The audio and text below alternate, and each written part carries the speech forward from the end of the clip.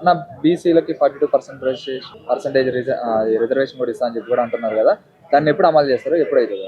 ఇప్పుడు బీసీలకి 42% రిజర్వేషన్ గురించి చాలా చిత్తశుద్ధితో చేస్తుంది ప్రభుత్వం. ఓకే. ఎందుకంటే వీళ్ళు కులగణన మొదలుపెట్టినప్పటి నుంచి ప్రొసీజర్ ప్రకారంగానే పోతున్నారు. ఇక్కడ చట్టం చేయడం జరిగింది. దీని తర్వాత అసెంబ్లీలో శాసనమండలిలో తీర్మానం చేసి కేంద్ర ప్రభుత్వం పంపించడం జరిగింది. అక్కడ కేంద్ర ప్రభుత్వం కూడా వాళ్ళు చేయాల్సినటువంటి తీర్మానం చేయకుండా రాష్ట్రపతి దగ్గర 3 నెలల కంటే ఎక్కువ ఏ బిల్లు కూడా ఉండొద్దు అని చెప్పి చెప్పడం జరిగింది. అయినా కూడా 3 నెలలు గడిచిపోయినా కూడా ఎలాంటి నిర్ణయం తీసుకోకుండా వాళ్ళు నిమ్మకి నీరెత్తినట్టు కేంద్ర ప్రభుత్వం వ్యవహరిస్తుంది. అందుగురించనే స్థానిక సంస్థలు దగ్గరకు వస్తున్నాయి. అలాగే కేంద్ర ప్రభుత్వం నుంచి ఎటువంటి ఆ బిల్లు పాస్ అయ్యే విషయంగా ఇక్కడ కనిపించట్లేదు. కాబట్టి ఇక్కడ కేబినెట్ ఒక నిర్ణయం తీసుకొని ఆర్డినెన్స్ తీసుకొద్దా అని చెప్పేసి డిసైడ్ అయ్యారు.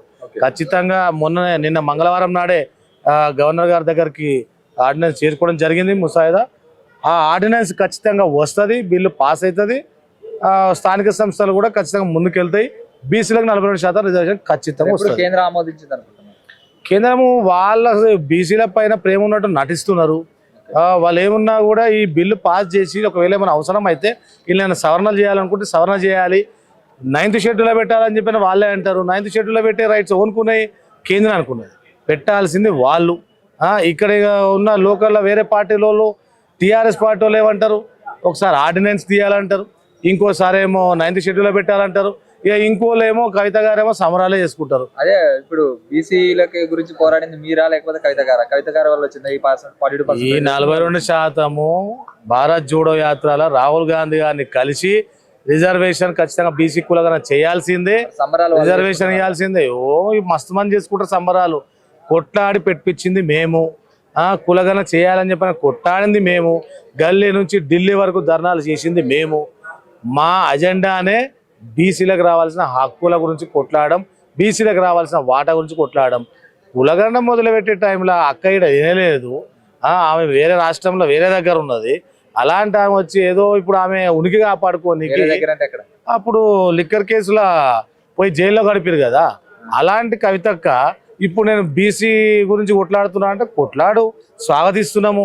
కానీ చేసింది మేమే, మొత్తము సాధించింది మేమే అని చెప్పి సంబరాలు చేసుకుంటే దాని నిజంగా కూడా చాలా ఎట్లా భిన్నంగా ఉన్నది, బాగలేదు. సరే మీరు బీసీల గురించి కొట్లాడతారంటే మా ఎమ్మడి రండి.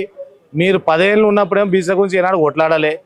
10 ఏళ్ళు ఏనాడు కూడా ఒక జ్యోతిరావు పూలే విగ్రహం పెడదామని అనలే, బీసీలకి మంత్రులతో శాఖలు సమానంగా ఇద్దామని అనలేదు. రీసెంట్ గా జ్యోతిరావు పూలే విగ్రహం కూడా పెడదామని చెప్పి కూడా అన్నారు కదా కవిత గారు. కవిత గారు అనేది ఏంది, మేము ఎప్పుడో ముఖ్యమంత్రి వాళ్ళ అన్న కేటీఆర్ గారినే కలిసినప్పుడే మేము ఖచ్చితంగా ట్యాంక్ బండ్ పైన పెద్ద విగ్రహం పెడతా అని చెప్పని మాట ఇచ్చిండు. ఆ విగ్రహం ఇంకా తయారవుతుందేమో, కేటీఆర్ గారు చేపించేది తెలియదు. ఇక్కడ ఈ ప్రభుత్వాన్ని ఆల్రెడీ కలవడం జరిగింది. అంబేద్కర్ తరహాలోనే జ్యోతిరావు పూలే దంపతుల విగ్రహం పెట్టాలని చెప్పారంటే స్వయంగా ముఖ్యమంత్రి గారే వచ్చి స్థల పరిశీలన చేయడం జరిగింది. అరే చిత్తశుద్ధి ఉంటే ఏదైనా దాని దగ్గర చేయాలి, అంతేగాని వాళ్ళ రాజ్యం పోయింది. ఇప్పుడు మొన్న చూసుకుంటే మన మాజీ మంత్రులు, మాజీ ఎమ్మెల్యేలు, ప్రస్తుత బీసీ ఎమ్మెల్యేలతో ధర్నా చేశారు 42% బీసీ బిల్లు గురించి అని చెప్పేసానని.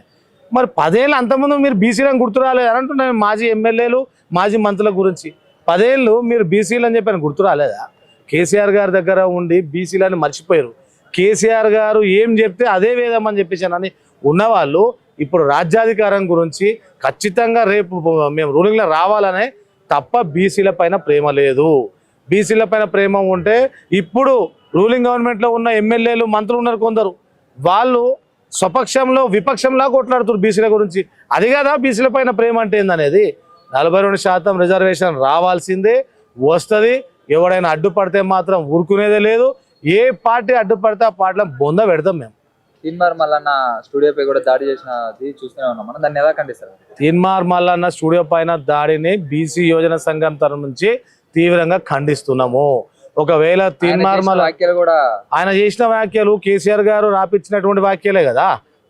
తెలుగు సామెతలు ఏవైతే ఉన్నాయో ఆ కేసీఆర్ గారు అన్ని సామెతల్లో అది ఒక సామెత పేజ్ నెంబర్ 73లో కూడా ఉన్నది. ఒకవేళ సరే మహిళల పైన దురుసుగా ఏమైనా మాట్లాడినట్టయితే ఈ రౌడీజమేనా పరిష్కారము? ఈ విధంగా మనుషులు గన్మెన్లను కూడా కొట్టేస్తారా? గన్మెన్లను కొడతారు, వాళ్ళని కొడతారు. ఒక గన్మెన్లు లేకపోతే మరి అవతల ఉన్న పరిస్థితి చంపేస్తారా? ఇక అంటే ఒకవేళ ఒక పొరపాటు ఒక మాట మాట్లాడితే ఇక ఓన్లీ చంపడమేనా? ఇక ఇది కవిత గారిది ముమ్మాడికి తప్పు. దాడులు చేసుడు మీ వంతే, డీజీపీ కంప్లైంట్ ఇచ్చుడు మీ వంతే, అటు ఎమ్మెల్సీగా శాసన మండలి చైర్మన్ గారికి కంప్లైంట్ ఇచ్చుడు మీ వంతే, మళ్ళీ మీడియా ముందుకు వచ్చేసి మల్లన్న గారు అని చెప్పని మాట్లాడు మీ వంతేనా? మేము చెప్పేది 10 ఏళ్లలో కేసీఆర్ గారు మాట్లాడిన మాటలేంది, అంతకుముందు కూడా కేసీఆర్ గారు మాట్లాడిన మాటలేంది, అవి కూడా చూసుకోండి. ఆ మాటలు ఈ తెలంగాణ వచ్చిన తర్వాత ఈ వక్రీకరణ భాష, ఈ అన్ని బూతు పదాలు నేర్పింది కేసీఆర్ గారు. అంతకుముందు ఒక లాగా ఉండి పొలైట్గా మొత్తము వక్రీకరించి మాట్లాడింది కేసీఆర్ గారు. కవిత గారికి ఒకవేళ ఇబ్బంది అనిపించుంటే వాళ్ళు లీగల్గా ప్రొసీడ్ అయ్యేది ఉండే, ఏమైనా ప్రెస్ మీట్ పెట్టి విమర్శించేది ఉండే.